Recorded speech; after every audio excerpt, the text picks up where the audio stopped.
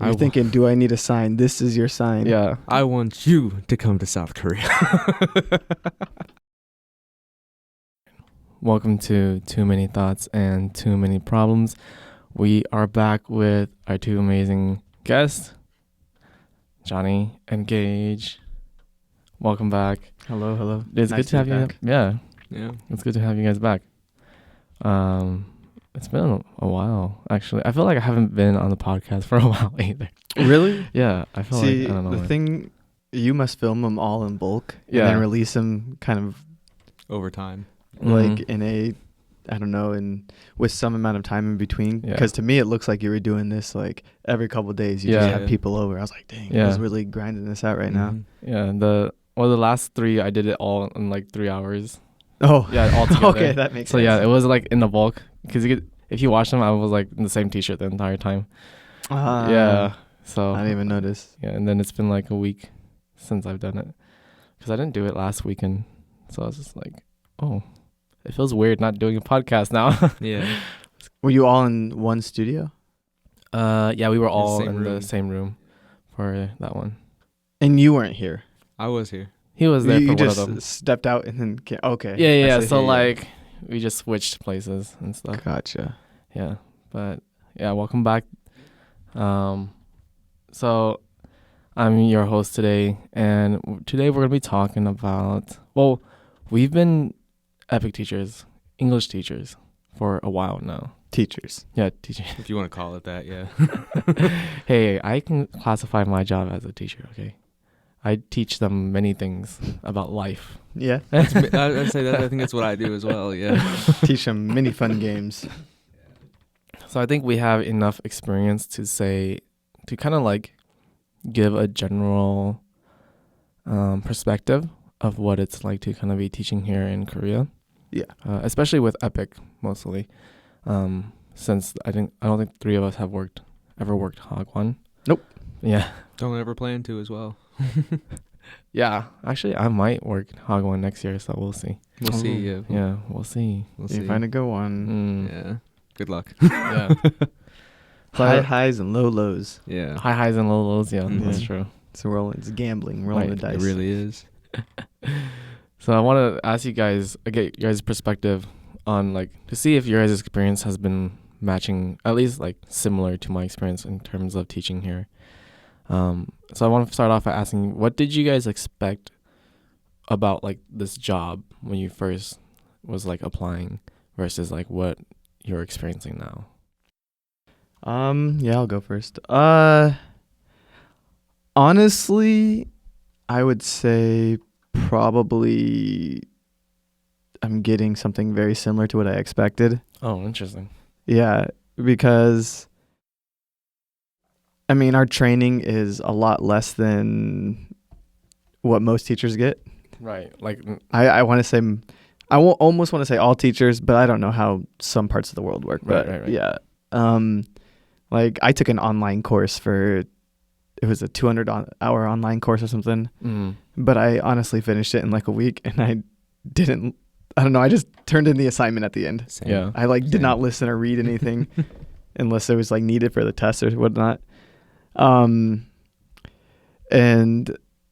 so I didn't expect them to put too many, I guess, responsibilities in our hands. That was for the TOEFL certificate, right? Yeah, the TOEFL. Yeah, the TOEFL certificate. Did you do the in-class too? No, I did No? online. Okay. No way I was going to do in class. No, but like there was like an option to do like 40 hours of like Yeah. In class I think teaching. if you wanted to go to Busan, you had to. Yeah. I did 20 hours myself, but that's Oh. just because I didn't want to do a 120-hour course. I just did 100. Oh, yeah. I think mine was 120, actually, now that Yeah. you say Yeah. that. yeah. I Yeah, if did. you wanted to do an extra 20 hours, then that's only if you wanted to go to Busan. Mm. Yeah, Okay, no, mine was completely all online. Mm. Kind of like the training we receive like in the middle of the year, every Mm. teaching year. Mm-hmm. And I treat it just like that. No, but based on what that was, Mm-hmm. honestly, I would say this is easier than what I expected in many ways. Mm. Because I expected to be having to do lesson plans every single week. And Right, I yeah. do not do that. So for me personally, it's easier. Mm-hmm. And a little bit less responsibilities than my already low estimation of what we were going to get. Oh, so you weren't expecting much in the first place. Yeah, I was not. And then it was even less than what you expected. Yeah, mainly because I've spoken to some people that taught at JET in Japan, and because one of my family members was recommending that to me, and she said like they just don't even want you to know Japanese. Just go in and just kind of talk with the kids a little bit. And I was like, okay, this is probably going to be pretty simple, I guess. So for me, I guess this is easier than what I expected. Yeah. For me, it's a little bit different. So the reason why I'm here is because my sister used to teach here for a year in 2018.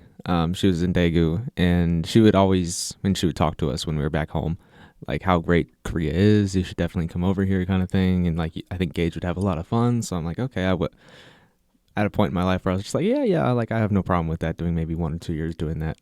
And the only thing I was worried about coming in, I think it was a little bit different than Johnny's, because since my sister had already taught here, I kind of knew exactly maybe what the expectations were coming into it. But my experience and her experience are very different, actually. For classes, every single week for one of her schools, because she had taught at 2 schools, 2 middle schools, and she would have to basically come in with a set lesson plan from like beginning to end, and show it to her co-teacher and have everything approved. And if it wasn't approved, they would make her change every little thing that they wanted her to change to. Wait, she was with Epic too? Yeah. Oh my god! I thought she came here as a student, to be honest. Oh, wow. I didn't know she was a teacher. Yeah, she was an Epic teacher. Yeah. That's the reason why I like, for me, it was like doing the TEFL and then doing like the application process was super smooth because she had already done it before. Yeah. So I didn't have any complications with it. But she had all these like kind of rules and set agendas that her co-teachers put on her, like with her teachers, and like how she should teach the students, what exactly they should be teaching. Same with her camp. Like she had to come up with an exact like plan on what she wanted to do for like the students that would come for those days during her camp. Yeah. And I thought it was going to be kind of the same thing for me. But when I got to my first school in Imshil, it wasn't really like that, because English centers work different. They basically teach the same lesson for like a month and a half, and then you change lessons to another month and a half, and you keep going over and over again. It has to be approved by the teachers, and they'll change like certain things, but they didn't really touch too much, because to them it's just like, you're the foreigner, you're the English speaker, you probably know better than we do. So just we'll change a couple things, but other than that, we'll kind of let you take the reins and do it. Yeah. So when I got to my actual school in Seoul, I thought maybe I'm like, okay, now I'm going to go with what my sister went through, what she had to go through with all of her co-teachers. But my co-teachers are so chill, and they just let me do whatever I want. And I remember it because I asked a couple questions, because my sister, she had to dress up twice a week. Oh my god. In like actual formal, or what girls formal wear, basically. And she would have to make sure that, because they would let her know, like, make sure you dress up tomorrow kind of thing. And she has to dress up super nice when she goes to school. And so I that's why I brought a bunch of shirt and ties with me, with like belts and pants, because I'm just like, I wonder if my school's going to make me do that too. And I remember getting there the first day, and I asked them like, hey, like, what's the dress code for everything here? And they're like, oh, you can wear whatever you want. I'm like, all right, it's like 2 years in a row now I haven't needed all this, so I just sent it all back home. Wow. Because I haven't needed to use it, honestly. Wait, where did she teach again? Daegu. Oh, she taught in Daegu? Yeah, in Daegu. What in the world? She taught in. That's so wild. Everyone taught Daegu. Everyone we know has no experience like that either. Yeah. It's so weird. She worked by not the Dongdaegu bus terminal. She worked by the other bus terminal, like the Daegu one. Yeah, she like lived right by there. I wonder if the next person who's teaching there now also has to suffer through that. I was curious about the person that would replace her, like maybe go and say, hey, like, this is kind of what my sister went through, I could like prep you kind of thing, but that would require me talking to a stranger, and I'm like, I'm not really good at that. So I'm like, I don't have that in me to do that. So but anyway, I'm curious what they're doing. But anyway, like, I got there, like, dress code, wear whatever you want, like, okay, what lesson should I be teaching, like, what are you trying to want to get in with the kids? We do the reading and the writing, and your job is just to listen and talk. So there's a key phrase for the listen and talk, and then you take that and you kind of just make your own lesson. So I'm like, oh, okay. So I searched the computer for the teacher before me, but like all of his stuff were gone. Yeah. So I'm I do like, that I really too. have to like make everything from scratch. But then like the key phrase is like chapter 1 in middle school 1 textbook Yeah. is hello, my name is. Which is In funny middle 'cause school 1. That's funny because they have that like for the third graders. Exactly, in third grade elementary. And then like the part like listen and talk 1. Listen and talk 2. My favorite season is spring. Yeah. My favorite food is spaghetti or something like that. I'm like, I'm looking at this. I'm like, why are they teaching this to middle schoolers? If they don't know this already, then they're basically an English give up. Yeah. You know, like this is something that they should already know. So I was looking at it and I'm like, this is nothing at all like what she went through. And so I would, but like still not knowing what I should be doing. I grabbed a notebook, would write things down, specific things that I wanted to, like get nailed down, like, and present to my co-teacher kind of thing. Same mentality as my sister. And I went to show them, they're like, oh yeah, that's cool. And just went back to what they were doing. I'm like, I really have no help here. And it kind of went that it's been that way pretty much ever since. Like they've never really come to me with an idea saying you should do this in class, you should do that in class. So I would say my expectations are very different, strictly just based on what my sister went through, thinking that's how all teachers were going to be. But I agree with what you just said. I really haven't met a lot of people like that either. So I think it's just bad co-teachers for her. Yeah. So you came in thinking that was going to be like really I thought it was going to be the case for every single time. It was just like, it's just like, at least it's in the morning, you know, like I can come home and relax kind of thing if it's super stressful, but never was.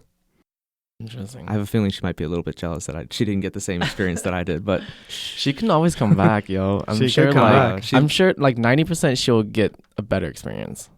If she wasn't working for a marketing company on like the 50th floor of a New York City building, I'm sure she probably would. But you never know. 20 years down, hey, you never know. She's like, she might. I hate this marketing job. Hey, we know people that left like corporate to come here. Yeah, exactly. So. Yeah, they just hated their corporate job, and they're like, I'm gonna come work in Korea for a couple years, and they've been in Korea for like 5 years. Yeah. Oh, us too, I guess. But I think I'm kind of like somewhere in between you guys. Okay. So I don't know. I think growing up, like working in different like jobs in the States, I always just kind of had the mindset where like, you should be kind of like, there's a very structured sort of path in terms of jobs. At least that's just been my experience with jobs. And so I came to Korea thinking that like people were going to be really strict about certain things, and like they talked about like if you're in high school you also have to wear suits and things like that, and like you have to dress up. And so I also brought like t-shirts, like dress up shirts and pants as well. And so I was like kind of worried. I wasn't expecting it to be like super hard or anything, but I was expecting it to be kind of like a strict sort of work area. Like I didn't expect to have as much freedom as I have now in terms of a job. So but then I also didn't expect too much, because then like when you read the EPIC like the guideline for what the application for the job, it's like, you want to have a great time in Korea and explore the parts of Korea and Seoul and culture and things like that, come teach here with EPIC. You know, they don't mention anything. They don't even mention about like your job, what your job entails. They're just like, hey, come check out Korea. We're like a great country. You're gonna have so much fun, and you get paid, and you get a housing for it. And it was like, oh, okay, so it can't be that serious, or it can't be that difficult, right? Yeah. So mine was like kind of somewhere like I didn't know where the balance was. It was very awkward, because then when you also do like orientation for EPIC and stuff, they're like, they try to like scare tactic you, I guess. It felt like that. Yeah, that way too. Yeah, right? Like you're gonna have to do these specific things at this specific time, kind of. Yeah, thing. they try to like, oh, your job is very serious. You know, like be on point with everything. Yep. Make sure that like when you're working with your co-teacher, you got to make sure that you guys are communicating all the time, and you got to make sure that like you have your lesson plans up front to them like a week ahead of time, and turn it in and things like that. I was like, maybe it is more serious. And then my first week, I like tried doing that. Like I made a lesson plan and I gave it to my co-teacher and stuff. And they're just like, okay, well, you know, you can do whatever you want. It's okay. And I'm like, oh, what? Yeah. I was like, okay, that's so interesting. In many ways, like out of the co-teachers I deal with, like showing them the lesson plan is a lot of the time just putting extra work on their plate, and Yeah. they already have to do so much, Yeah. and they're just like thinking, I I gotta have change to do this this too. person. Yeah. I gotta overview this and Yeah. review it and everything, and many of them just They don't don't want to care. do that. Yeah. And it's not to say that this isn't to disregard the abilities of the English skills of English teachers, our Oh core yeah, teachers, of course not. but like it's just a lot of extra English for them to be reading too, and they have Their own homeroom- classes. Yeah, they're Yeah. homeroom teachers too, so they Yeah. have other administrative work that they have to read. Yeah, we have no admin work. Yeah, So so like why would they want to read like extra English Just takes time, just extra for time to like, do all that. Yeah, for a random 1 day class or something like that. Yeah. yeah. So it was really interesting to come in and then find out that like I just have a lot of free time too, like more free time than I ever expected, and that's why I've been able to do like YouTube so freely. Yeah. You know? Because You're not stressed. I'm not really. stressed ever. I'm not like at my office typing away doing like administrative work or like anything else that requires my specific time Yeah. to be super focused on the job. Exactly. And especially if you're like at the second year of the same place or third year of the same place, Mhm. you're reusing a lot of the stuff you've already planned for. Yeah. And so like second year, you have even more time than you had the first year. And you So had a you're lot not- of time the first year. You're not making anything anymore. Everything that you already prepared, you can just use again. And if like even if something didn't work, it's just a minor change and you're done. Exactly. Mhm. And sometimes it's like even then like it just depends on the class too. Like It does depend on yeah. the class. Yeah. So some classes will work better with certain plans and some classes won't. It's just Yeah. like, Yeah. and then you get to know, like if you're at the same school, you also start to know your students and you Mhm. know what works with certain students and you know what Yep. doesn't. So you're just like, okay, well, I will do this with this class, but I'm going to do this with this class. Yeah. And it works. You know? a lot of in a lot of situations, since I teach 2 grades right now, second and third in middle school, which is 8th and 9th in like American standard education. And I'll like make up a lesson, and the first like day it'll be like my practice day. Mm-hmm. And so those kids get like a more Like a bad lesson, essentially. not the most refined version of that lesson. Yeah. Then by the end of the week, since I've done it so many times, I'm just going crazy from repetition, that they get like a half energy me where I'm just like done with teaching this. Yeah. And so about like Wednesday, Yeah. they get the best version of the Yeah, lesson. They the always middle get class, yeah. they get top quality teaching. Yeah. The other 2 are just, It's like, we're trying. yeah. It's the same. I walk into like my first class of the week because mine technically goes from like Thursday to Wednesday because it's just how things go. And I walk in on like Thursday. I'm like, okay, like class 8. Guess what? Back for another test guinea pig run. And just like, oh, teacher, like, I'm like, wait, you've never done it before? I'm like, nope, we're going to try something new today. And they're like, yay. But I'm like, I have no other choice. Like, it's just, Yeah. and then like Monday comes around when I have the most second grade classes that day. And I'll be like, oh, this like, it goes like smoothly, like perfect. So it's the same thing. Oh yeah, because Yeah, because just like by that time, it's just like you perfected it. So Yeah. So I think it's been pretty chill. I like so far. I've been enjoying the ease of teaching with Epic so far. Yeah, in Yeah. a lot of ways, like you have a lot of freedom to Mhm. not get bored with what you're doing, Mm-hmm. because it's not like, I'm going to make a bad example. I would say like fast food. Mm. You get there, you're doing something very structured the entire way through. There's not a lot of like creative freedom of what your job is. Mhm. You are making this hamburger or talking to the people at the counter or at the drive-through. Yeah. And it's the same thing over and over and over and over again. Oh, yeah. Whereas in many places, like, I'm going to make a bad example again of something I know very little of, is maybe like marketing management or something like that, where you have an overall goal and you just somehow have to reach that with your Mhm. team, and you just freely creating something to get there and Yeah. meet this standard that you have to do 6 months down the line. Yeah. Here we have a baseline of what we're supposed to do for Yeah. that week or something, or that month, Yeah. and we just can do whatever we want to get there.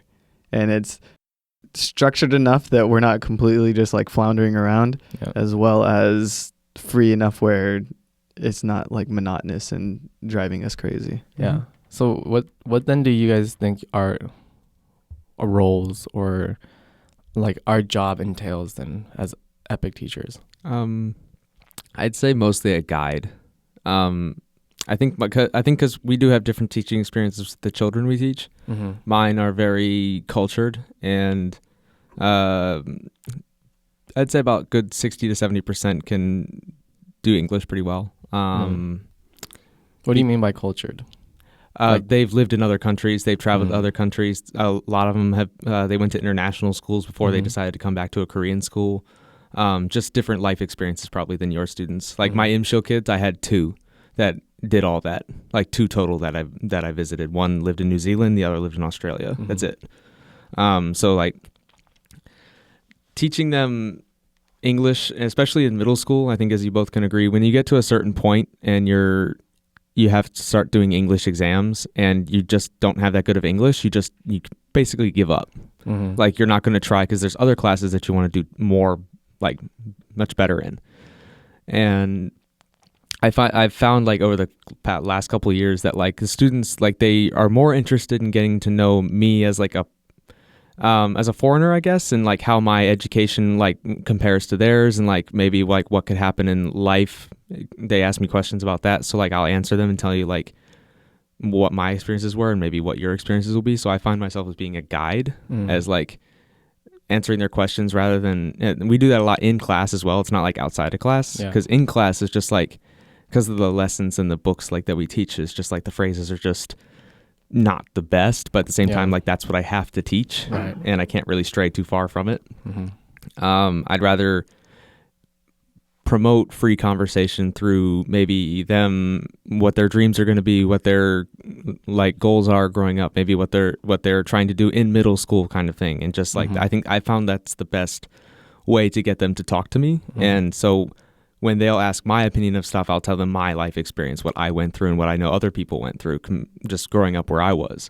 And so like maybe you'll go through the same things or something like that. Or maybe it's like, oh, you like I had law dreams at one point to a student, and she's like, well, I want to be a lawyer. Do you have any suggestions? And I'm like, okay, that kind of thing. I said, don't, but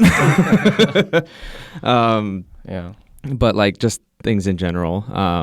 That's what I found myself as being, as like a guide to the students. Like I'll teach them like certain phrases or how to like, I had one student just a couple days ago say like, I think so instead of I think so. So like I'll tell them like, try to help them out with pronunciation or something like that, or something like that. But other than that, I'm not really a teacher, because like students will come up and like, teacher, what's blah, blah, blah, blah, blah in English. And I'm like, I don't know. And so it's like, because of that, they can't really like get you to teach them, like, because you can't translate it for them. So like being a teacher for them is a little bit difficult. And then like, sometimes my co-teachers aren't in the room to help them either. So it's like, but I think for that specific example, it's like the difference between teaching styles, or teaching ideologies. Because some people like, well, the purpose of EPIC, they want us to teach only in English,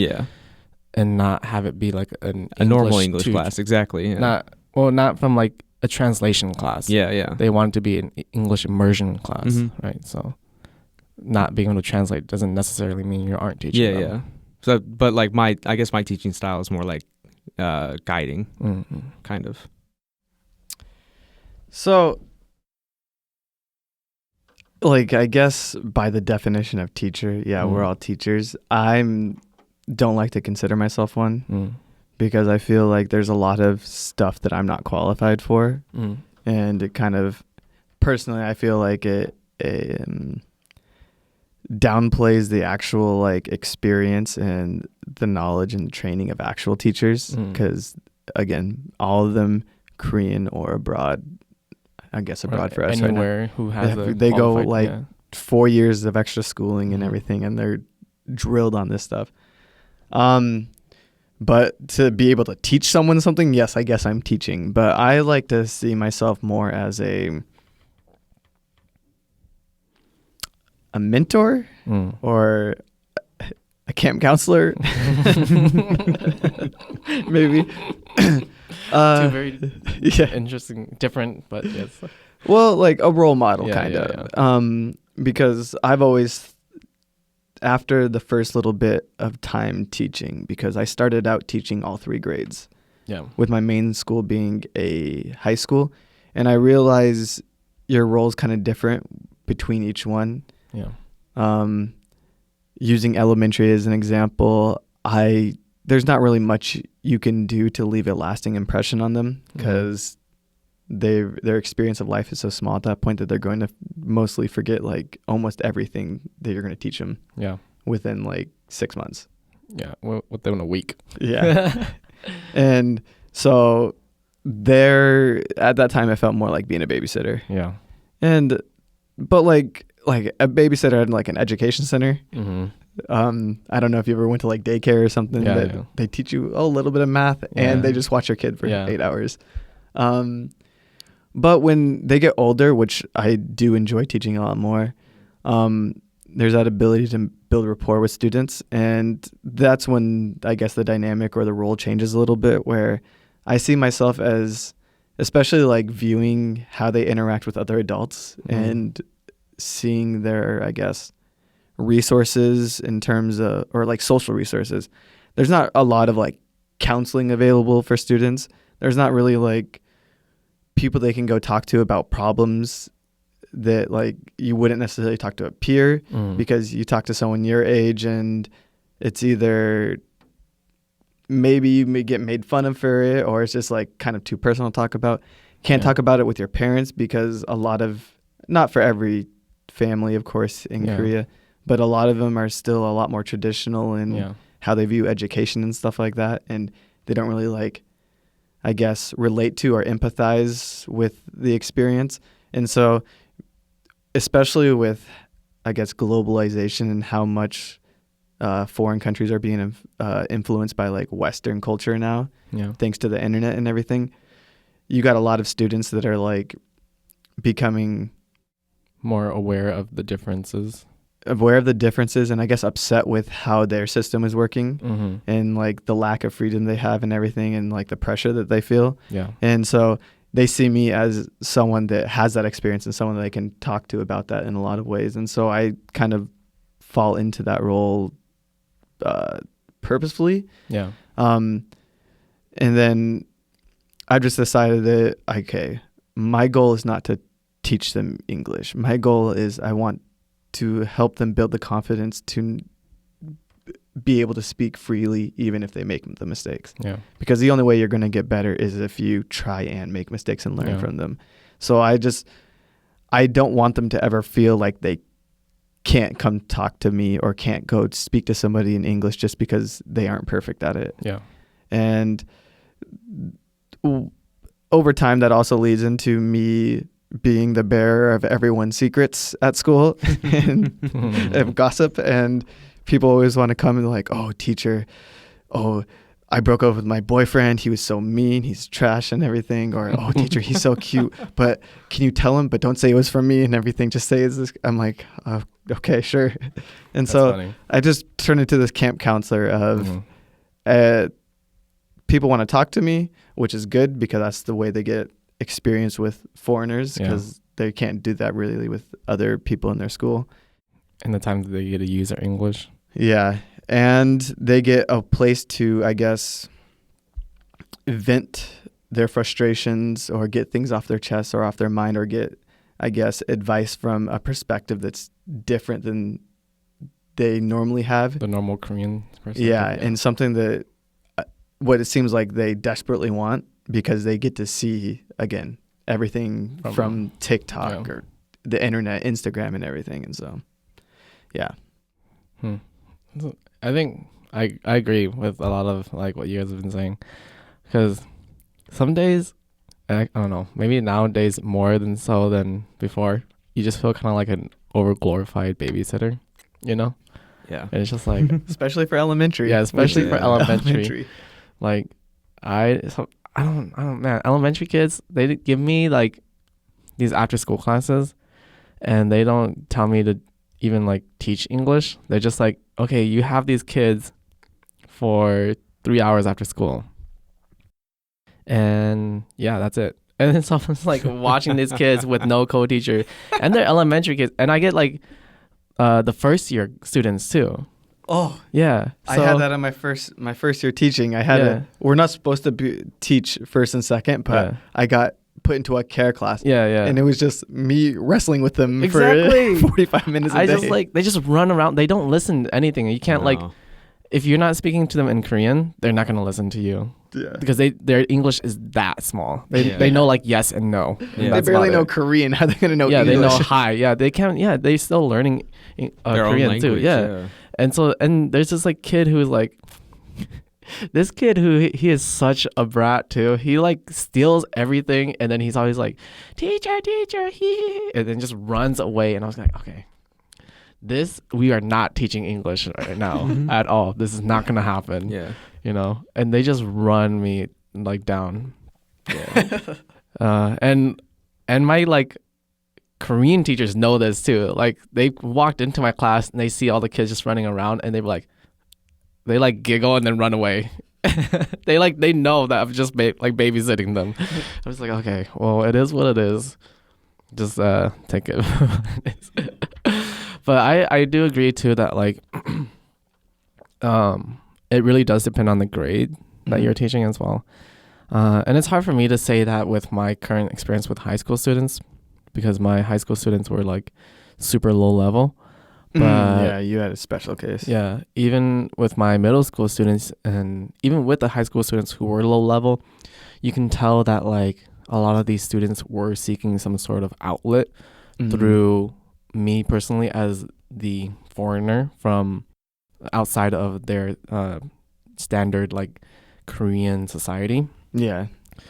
And even with the elementary kids now, I can tell that they really, really want to like share their thoughts with me, but their English skill is just so low. So they'll come up to me like, "Oh, teacher,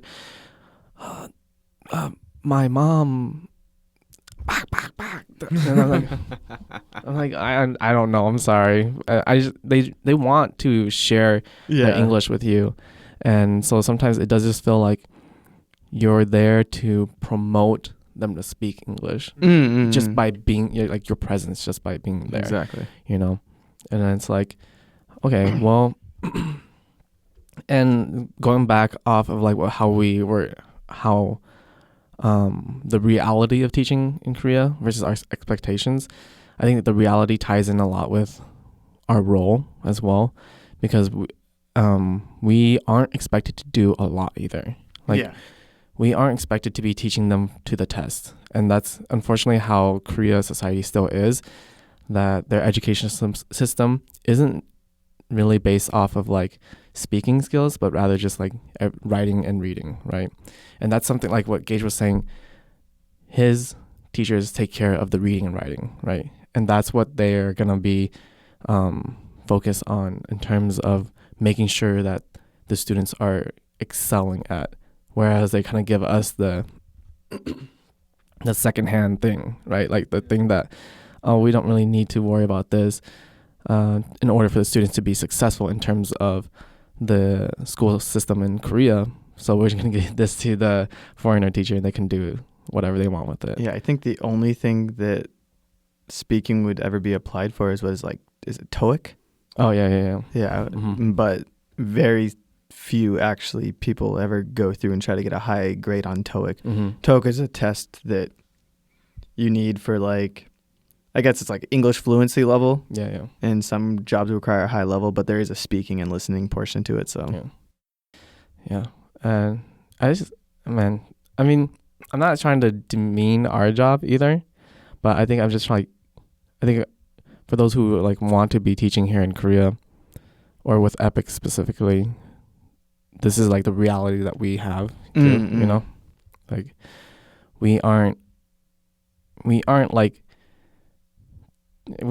teachers per se, I guess. We aren't like we aren't doing English all the time. It's not always English, You know, sometimes it's just I learned so much Korean in class. Just I feel like student half the time. But and sometimes it's just like it's about culture. It's about like the change, just a different structure in society within that small amount of time frame that they are with you. You know? It's like, sometimes it just feels like we are here to be the different culture for them. So they have a different experience with somebody from a different country. For those like who haven't gone to a different place or something like that, because this is a homogenous country, and even though like in Seoul you see a lot of people from like where you both live, it might be a little bit less common. So like that's their experience and their introduction to a different culture and a different lifestyle. Yeah, exactly. So speaking of grades, what grade do you guys prefer teaching, and why? First grade middle school.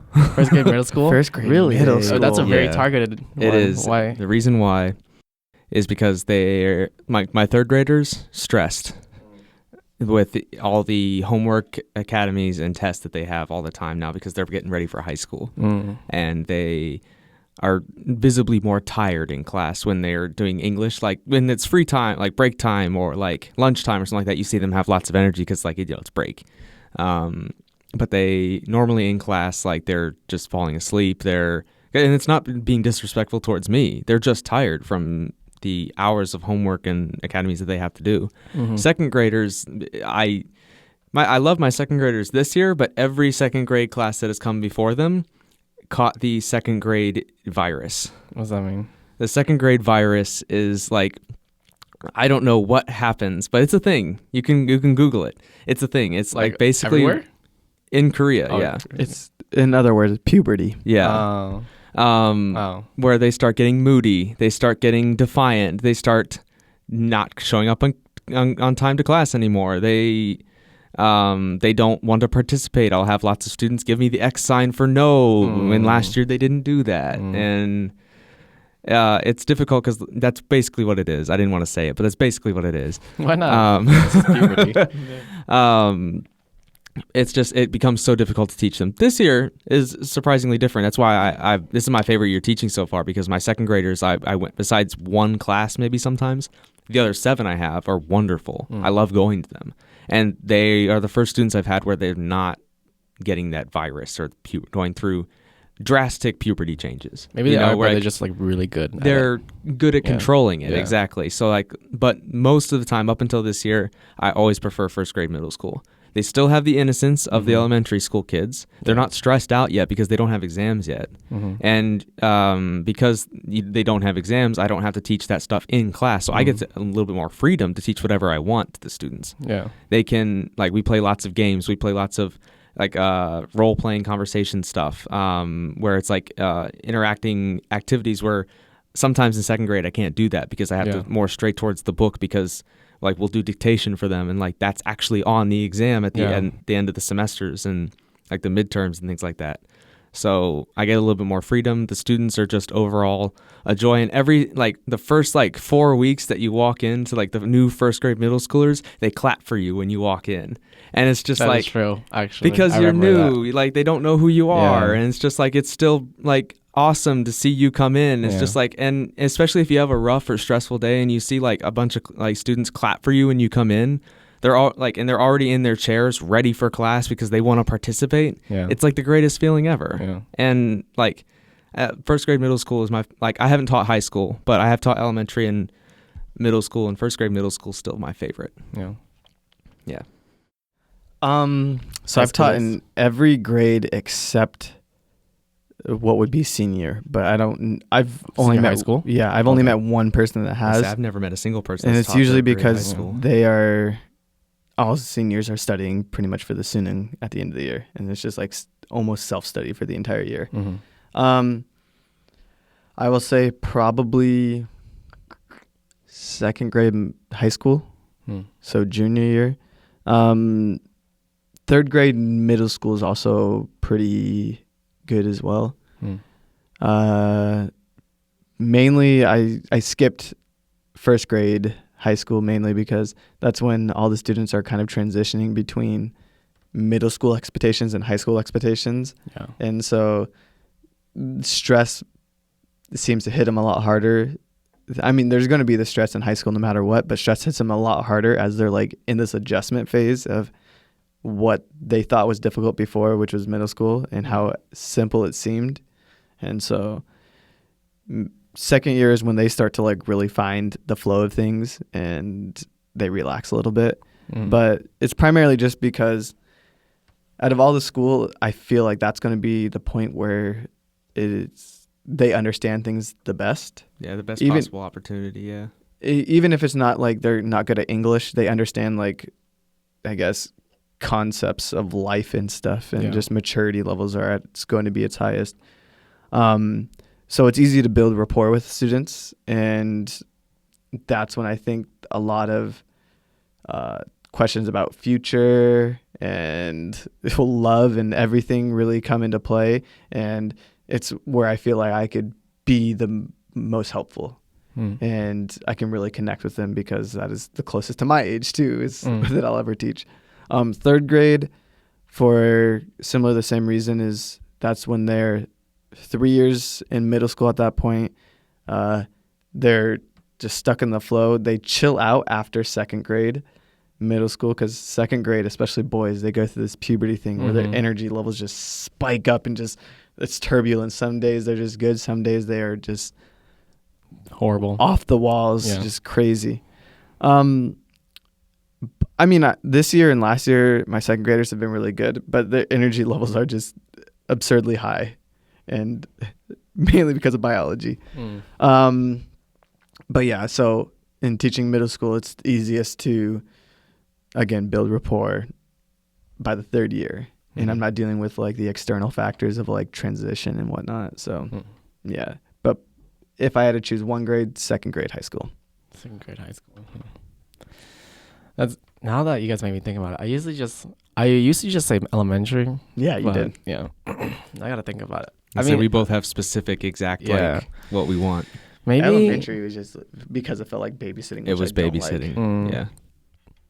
But that's kind of like, maybe that's why I like it. Yeah. Like, To each their own. Yeah. I mean, I don't like babysitting. I just like, I don't know, I like not having to mess with annoying puberty yeah. yeah, puberty enraged students. Yeah. I don't know. But I guess it would be like 5th grade elementary. Yeah, 5th grade elementary and 3rd grade elementary are pretty good from my experience so far. Because 6th grade elementary, I don't know what happened. My 6th grade elementary now, they used to be so good as 5th graders. But then they hit like 6th grade elementary and they're already at senioritis. And it's only been the first semester. They're like senioritis like 1 month in. I'm like, guys, we gotta be studying. And I'm like, they study and then they'll just be like, oh, teacher, I don't want to study anymore. And then just like put their face down. I'm like, oh my God. And they're kids too, so you can't really like do anything. So it's like, okay, well, kids, they don't want to study, they're just not gonna study. Yeah. But with 5th grade elementary, I don't know what's up with 5th grade elementary. Maybe it's like the same way what you were talking about with like 2nd grade high school, where they kind of just like understand the structure of the school, but they're not at the finish line quite yet. And so they're still like very into the whole thing, like whole just education, like studying and everything. So yeah, they're very easy to work with. And then 3rd grade, that's when they first are entering English officially in terms of like the education system, public education system in Korea. And so they're just like very eager to learn English, and even like the most simple like phrases will excite them to learn, because all we do, like we went through like a whole week of just learning, hi, my name is blah blah blah, and they did not get bored of that. And I'm like, how are you guys not bored of this? I'm bored of it already. But because their energy was so high, I wasn't bored of like that lesson, right? Yeah. So I think 3rd grade and 5th grade are probably my 2 favorites. My least favorite for sure is the 6th graders and 3rd grade high school. You taught 3rd grade high school? Taught 3rd grade high school. Yeah. All they did was sleep, because they didn't care. Your class wasn't important. Yeah, my class was not important. Yours weren't training for assuming, were they? They weren't. But even if they were, they probably would have just slept too. Yeah. Like, because my class, it would have been like nothing that they would have been learning for the sunin, you know? Yeah. And so they would probably use that time to sleep, because if they were students who were like studying They're for the like student, so overstudied yeah, at that they point. would be way overstudied. Yeah. So they would probably just sleep too. So third grade high schoolers are horrible. I hate them. I don't hate them. I just don't like teaching them. Yeah. They just don't want to participate. So it makes you feel like you just don't want to do anything. In terms of middle school, I never really had any problems in middle school, even with the second graders. But that was just from my school, so Yeah. I don't really have anything to say about middle school. They're Yeah. fun. Cool. Yeah. Middle school boys is a headache. Yeah. They can middle school be, boys yeah. are a headache for sure. They can be. I love the students individually, Mhm. but teaching them is Can I be. want to throw myself out of a window. What is your guys' least favorite in terms of grades?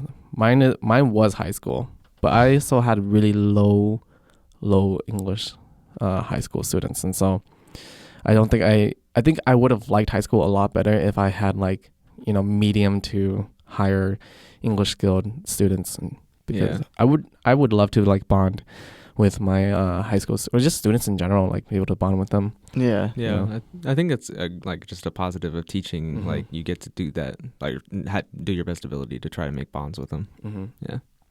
But what is your grade that you least like teaching? Well, up until this year, it was second grade middle school. But I think overall, like in my 4 years of teaching, the one that always stood out to me was fourth grade elementary, because how an English center worked is that they would come back like they'd come 2 times a year for like 2 days.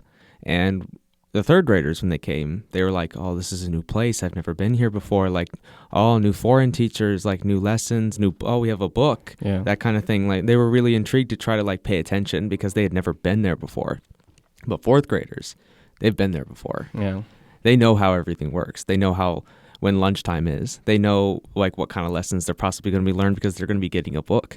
And that's when they're like super defiant. You have to call down teachers to try to get students because they'll just run away. You'll like we have like practice rooms where you go to, and like I'd lose a couple students because I'm like, oh, where'd they go? I'm like, oh, they went upstairs on the 3rd floor to the gym because they wanted to go play basketball. I'm like, all right. And so I have to go like quickly get them and ask like a co-teacher to come down and like watch the students that are there right now. And it was annoying because that's the first true experience I felt like a babysitter. Like I was at a daycare.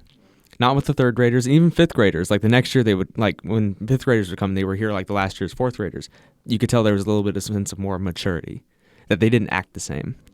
But Elementary kids. Those 4th graders, elementary 4th grade, I would say that, and 2nd grade middle school, but not these 2nd grade middle schoolers that I have. I love my 2nd grade middle schoolers right now. Probably You don't like elementary kids. elementary. Sixth grade's a little bit all right, but for the most part just elementary. And it's nothing against the kids. It's more like I just don't enjoy teaching that elementary. Mm-hmm. It's like, again, like I said, I feel like I'm achieving nothing besides teaching them how to say apple. Mm-hmm. It's hard to build, and also what you said, bonds. And that's like one of the most rewarding things from teaching is like kind of building these sort of friendships and seeing them go places and achieve things and feeling proud or like happy for them. I really don't see that with any of the elementary school students. And again, they mostly forget our relationship within 6 months.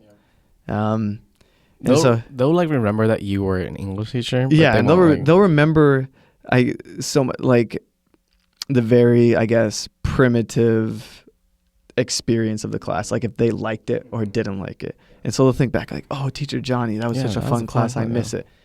They don't know the details. Yeah. They don't know anything of how I was.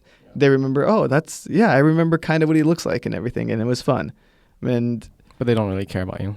Yeah, and maybe at the time they do, Yeah. but they're so young that it's, again, like you forget that stuff just naturally as you double your life from 1 year to the next because they're so young. Yeah. So, that's about it. It feels like I'm doing nothing that I like to do. Yeah, I get that because, I mean, now that I've taught here for 4 years, I kind of do feel like I want to teach high school again. Yeah, because just a different. You need a different experience. Yeah. High school, you had such a specific situation. Yeah. Because it was a trade school. Yeah. Yeah. Because even some of the high school students that I was able to connect with, I'm still in touch with them now as they are entering their university days. Mm-hmm. And it's like really cool to just see where they are now in their lives. And like they're always reaching back out to me and be like, yeah, teacher, 100% thank you all the for time. like being there for me when I needed like someone to talk to. And I was like, oh man, I have not done any of this with my past elementary kids, you know? Yeah. So it's really cool. And like, I have no idea where the elementary kids go after I'm done teaching them. Exactly. They just fall off the face of the planet. Yeah. Like, I have to ask them like, so where are you going for middle school? And it's like, oh, I'm going to blah, blah. I'm like, okay, well, that's cool. Yeah. You know, but then, I hope I get that like in the future, like my middle schoolers when they're in high school do the same thing that they did to you. Like, hey teacher, like, thank you for teaching me, you know, like, cause that'll make it all worth it. I think with middle school, you might not get it until like they're done with high school, you know, like, yeah. Because middle school they'll probably say like, oh teacher, I miss you. Yeah, and that's about it. Yeah. Or I mean, if they don't like their English teacher in high school, they might. That's true. Yeah. Oh, I didn't know how good I had it. I've gotten messages of them talking a little gossip. Oh yeah, about the other English teachers. Yeah, that's funny. Yeah. So I maybe I want to teach high school again, or maybe I don't know. But with elementary kids, they are very just like in that moment. You know, everything, life is just in right now for them. Yeah. Which is very fun too sometimes.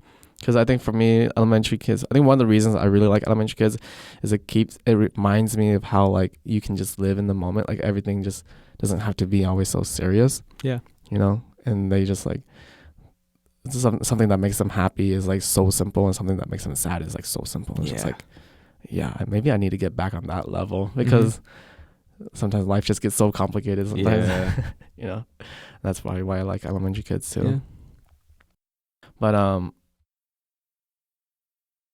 what then do you say, have you enjoyed your teaching experience so far in Korea? Like, do you say it's worth teaching here as an English teacher in terms of like economical and what is it, like feeling as if you're rewarded? Yeah, feeling like it's worth it. Yeah, like it's worth it in terms of your life.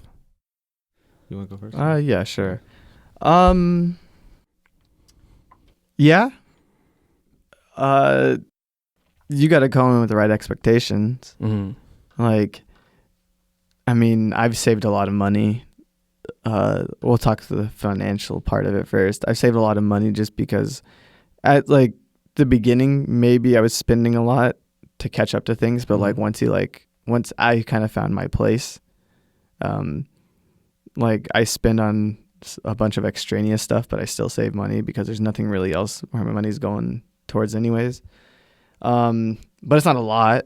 Like I definitely take a pay cut going here.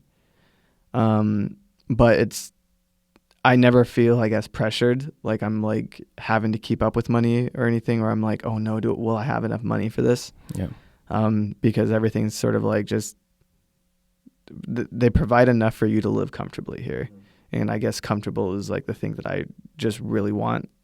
Like I don't need to be rich or anything. I get enough money to travel if I wanted to, which I haven't been able to because of the COVID. Yeah, the COVID. In terms of like happiness and stuff like that, teaching has been really so easy. Like, again, what you said earlier on in this is just like the amount of freedom we have. I never feel like, gosh, I remember at some old jobs, I'm like, man, it's a whole week until the weekend and where I get to do that. And now it's just like, oh, it's just next week. All right. Oh, that's coming up really quick. That's going to be good. And the week flies by. Even on, I would say my worst days as a teacher have been, I wouldn't want to say the best days of other jobs and everything like that. Yeah. But the worst days of a teacher have been the best days of my least favorite job that I've ever had. Like in terms that's still pretty good. That's really good. Good. Actually. Like, yeah, like it's really good. I might have like, oh man, that was a bad class, but I forget about it right afterward, and it's easy afterward. And days can go by really fast, especially with like classes that you really like and everything, and you're interacting with like, again, a lot of times it's like camp counseling and just talking to like kids you like for a while, and then the day's done. Yeah. And so, I mean, getting paid to do that, Yeah. like, not bad for me. I didn't want to like, I didn't think about that until you said that.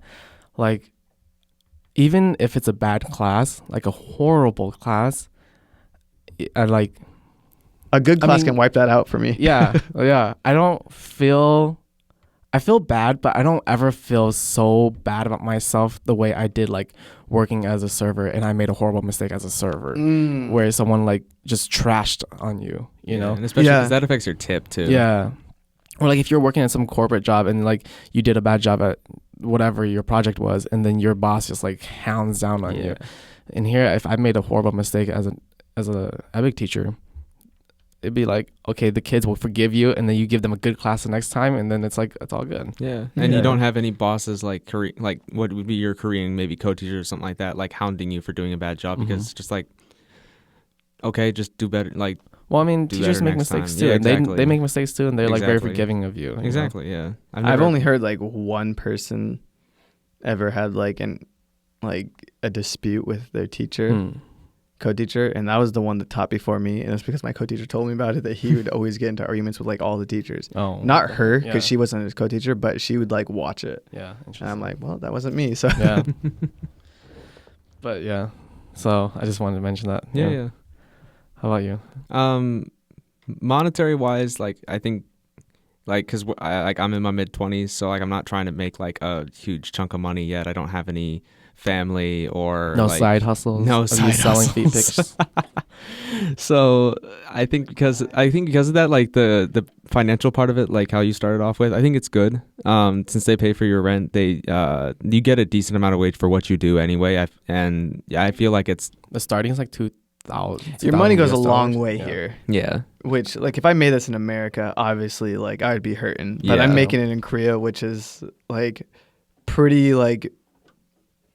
middle of the road for like everyone in Korea, which is nice. Yeah. So I don't feel like I'm being underpaid at all. Like for what I do, I feel like it's fine. If I was at a different stage in my life where I had maybe like kids or a wife or something like that, I might be like, I feel like I should be maybe making more money to be able to support them, that kind of thing. Yeah. But for right now, like where I am at, like it's perfect for what it is. Like I can maybe in the next couple of years, maybe try to look for like another English teaching job. Maybe it just pays a little bit more. Yeah. Maybe like an international school or something like that. But I think you do get paid for what pretty well. I think you get paid really well for what you are doing. Yeah, exactly. Oh, absolutely. Yeah. Absolutely. Yeah.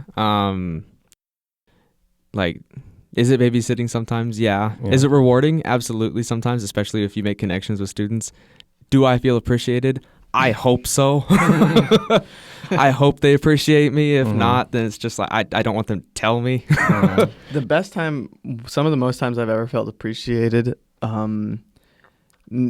besides like students coming back to me and like saying stuff, is when co-teachers I used to work with like messaged me asking like, oh, we should meet up for like lunch and everything, or like telling me like, oh, can you help me with this and stuff like that. Yeah. Because that means they see me as superior Useful, to their current their current co-teacher. That I was the better option. Yeah. It's just, you should message the new foreign teacher there. I've only had one bad relationship with a co-teacher, and she was like a temporary teacher her first year out of university, and she was super stressed and everything, so I just attribute that to her stress, learning and being new to working outside, because she went from high school to university to teaching, and she was not prepared for anything being flexible and off the book. But like all the co-teachers I've had besides that, like, great relationship with. I got lucky because I've always hear horror stories. Not always, but I hear horror stories with some people about some co-teachers, but mine have never been bad. My sister was one of them. She, like, the dude pressured her so much to be perfect, and like with all of her lessons, like he would be one of those people that would change hers all the time, because, and like when she would basically like grade students like writing tests or speaking tests or something like that, he'll basically overrule her, saying like, it doesn't matter that you're the English teacher. I'm the English teacher as well, so therefore I know more than you do. What? Yeah, he would do that all the time, and like she would go home and like she would tear up a little bit because just like the pressure that he would put on her. So like definitely I've heard some horror stories as well, but like I don't think any of us have gone something through like that before. Yeah, that's fortunate for us. Dang, Yeah. I feel so bad for your sister. I think that's part of the reason why she decided to leave after 1 year. Yeah. But If I had that experience first year too, probably leave too. Yeah. Honestly. Yeah, That's so maybe. sad. Yeah, maybe. Or just switch schools. Yeah, I and would try it switch. again. Yeah.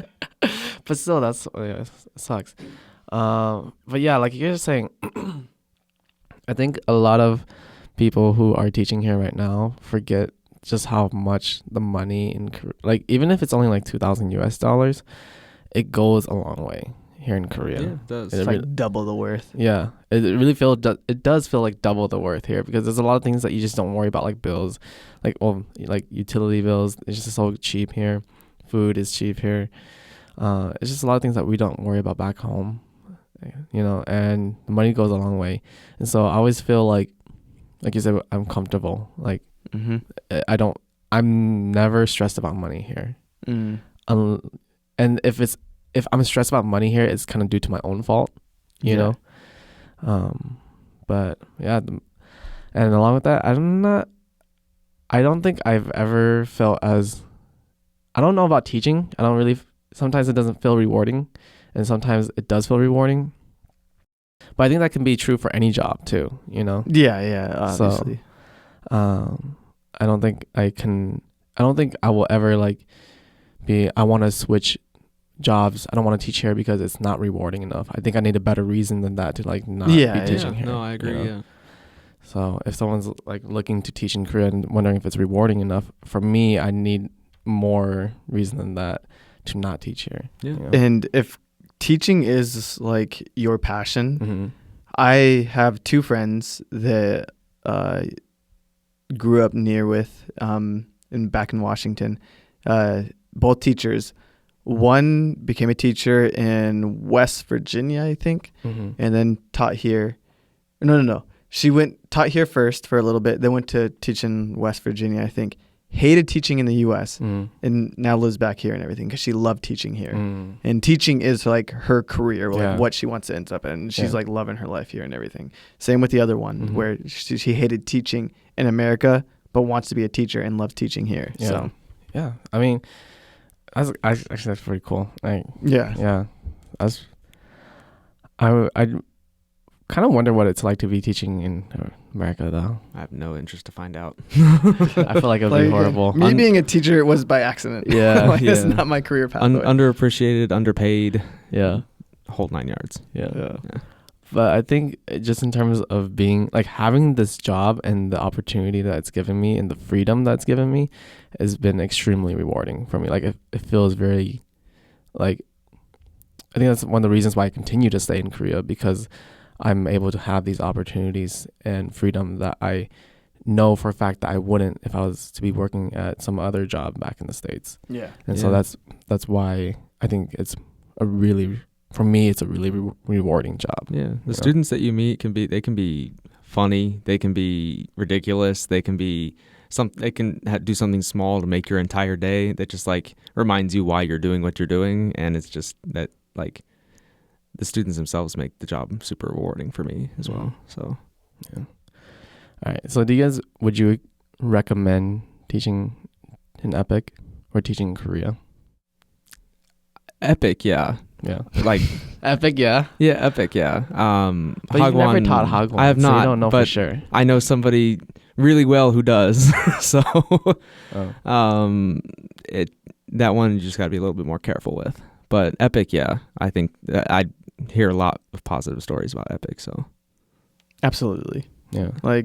Any teaching abroad job, I'd probably recommend, just for the sake of, I guess, broadening your horizons.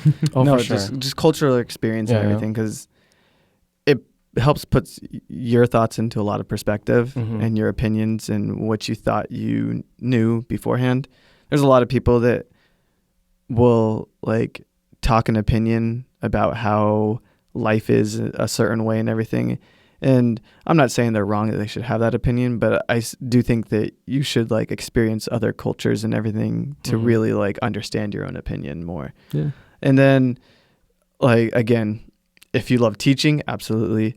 If you want to, just out of university, you want to really explore something and not worry about stress too much, absolutely. Mm-hmm. If you want to travel, absolutely.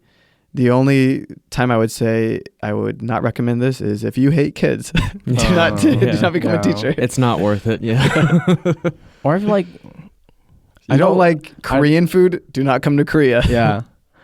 And I know that we kind of like downplayed our job, but this also, if you're just coming here to mess around in Korea, I don't know. Yeah, like, no, Yeah. definitely not. you know, yeah. I mean, Come here for the job as well. yeah, exactly. And- Yeah. Or the education if you're a student or something like that. right, right. Or like because you like the country if you're a tourist, something Yeah. like that. You just don't come here just to come here. I mean, we definitely put effort into our job as well. Yeah. So it's like put the effort into your job as well, but you will have fun here regardless. I think Mhm. Yeah. as long as you don't get what Gage's sister got. Yeah, like, yeah. That was, Yeah. Yeah. like, Or there's some Hagwon stories. But like I said, Hagwon's rolling the dice. mhm. I know people that have amazing setups that I am so envious of them. And I know some people that I am glad that I didn't roll the dice. That I'm glad I just went Yeah, like the straight and yeah, narrow like, epic. yeah. epic, yeah. Yeah. Plus, you get so many days off, regardless of like. That's it, yeah. Yeah. Though I hear Epic's clamping down on that. They but are. we're, A little bit, but we're yeah. grandfathered in. Yeah. If we we- have yeah. we have the old statutes. Yeah. So That makes me not want to leave Epic. Yeah, I know. well, I mean, if you were planning to go Hagwon, it wouldn't matter anyway. Yeah. Like you'd be stuck at your school, or I guess in your province specifically because of the 26 days. Yeah. Because Well, if you, I can't move provinces if I. yeah, you wanna can keep move that. within the province, yeah, but that's yeah. it. Yeah. Like otherwise, anything you do is you're to that 10 days or whatever. You never know. You could always move from like Hwaseong to Suwon or something like that because that's the same province. That's so. such a weird thing. Like, so you have to basically contract yourself for 2 years to get 26 days. Yeah. Right off. Oh, is that what it is? I think Yeah, so. I don't even. Well, I think they worded it really weird, but I think that's the simplified version. I'm not sure if that's 100% 26 true. total between 2 years or No, 26 no. each? Oh. 26 for each year, but you're only guaranteed 26 if you contract the second year.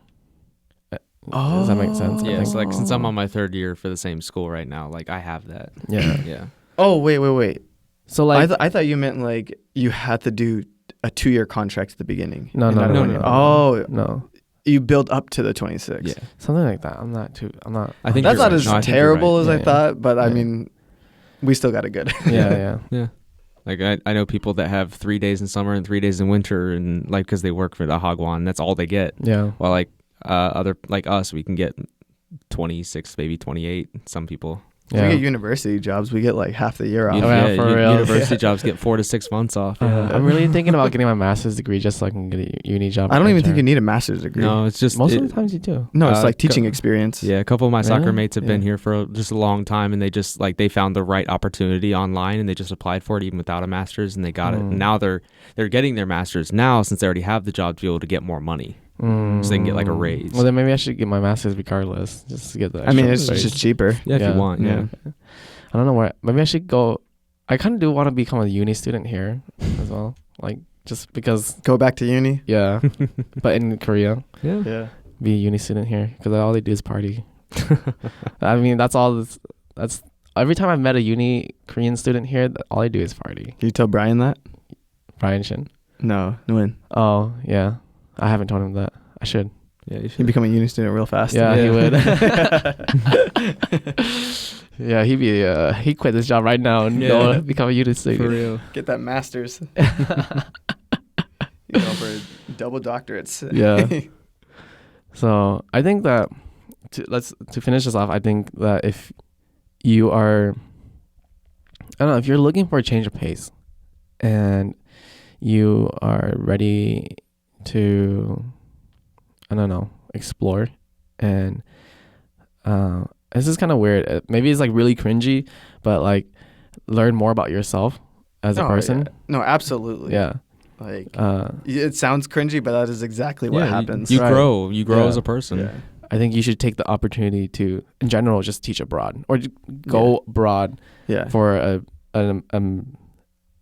certain amount of time. Yeah. Because Yeah. the scariest step is literally that first step, Mhm. and that like maybe that first week. After that, once you like kind of understand the situation, you really fall into place and like Yeah. begin to really experience Yeah. things. And you And get to start to see learn how about people yourself. live differently than you as well, and just like how normal things can be of here and compared to where you live. Yeah, So, and then like really just for me, it like burst a lot of my stereotypical bubbles. mhm. You know, of like even though I thought I was cultured back in the States, I Yeah. was like, you come here and they're like, oh wow, I'm like still learning so much. Yeah. You know. Yeah. But yeah, I'm kind of glad that our experiences have been pretty similar. Yeah. You know, and that none of us have experienced like horrible co-teachers or anything. Yeah. It would make it difficult finding a one reel to put for this video, because it's like, do I put the very good experience or the very bad experience on Yeah. Instagram? Just put both. How do you draw in Yeah. the people? Now I kind of wish that one of you guys had like horrible experience to share, and it's like, I can't say I have. Yeah. No. Yeah. what Omar. what has been your like worst experience then? Just it's none that you can think of. I guess forcing myself to do summer camp with 4 students signed up, and like 2 of them would show up, and yet I still have to do like all 14 days. Yeah, I'd say it's my worst Okay. experience, just because like there's nothing my co-teacher to do about it. It's just like the vice principal is adamant that we had to have it, and I'm just like, there's no point. Yeah, And it really felt like babysitting. Like there's Yeah. 2 kids, like 2 or maybe 4 kids that like their parents aren't home, so like they force them to go to the school, and they just they don't want to be there. Yeah, it's just like, and that's when I felt like, for middle school, I felt like babysitting. But I'd say that was my worst experience, because like there's just no point to have it. Worst experience, that co-teacher that I mentioned earlier that just graduated, dealing with her, because she would just flip and flop on everything she said every single time. One day she'd be great, the other time she'd be like trying to argue with me, like getting like almost yelling at me. Yeah, But I just had a very good way of deflecting. yeah, And like she would try to say something, and I don't know. She was just, I just blame it on her being new to working. yeah. And not really understanding. She was only a contract teacher. She wasn't planning to teach longer than that at the school. And I don't know. Just for those, Because towards the end of the year, like all the way up until the end, no, I would say the middle of the year, yeah, she was just a headache to work with. Towards the end of the year when we were just doing games and everything, she was fine. like what? And I imagined that she was like, had a lot less on her plate. She was just pleasant to be around. And she started pleasant to be around until the work started. And then she just became a nightmare to be around. Yeah, it's just people are just in those situations, and sometimes you just got to give them that like leeway, and Yeah. you got to work around it and just kind of, pull yourself back. But But other than that, like, again, like I said, my worst day has been has been the same as my best day at a job I hated. yeah, So yeah. I think so. If this is your sign to come teach abroad, if you're looking for one, peeps out there listening to this. Yeah. sign. But I think that's good. I'm talking That's to a good you. time to. You specifically. You're I thinking, do I need a sign? This is your sign. Yeah. I want you to come to South Korea. Ashley, if you're watching this, Brandon, I see you Oh there. my God. Okay. And with this, let's end the podcast here. Thank you so much for watching. Like, I hope subscribe, someone share. watch that. All right. Hit that button. Goodbye, everyone.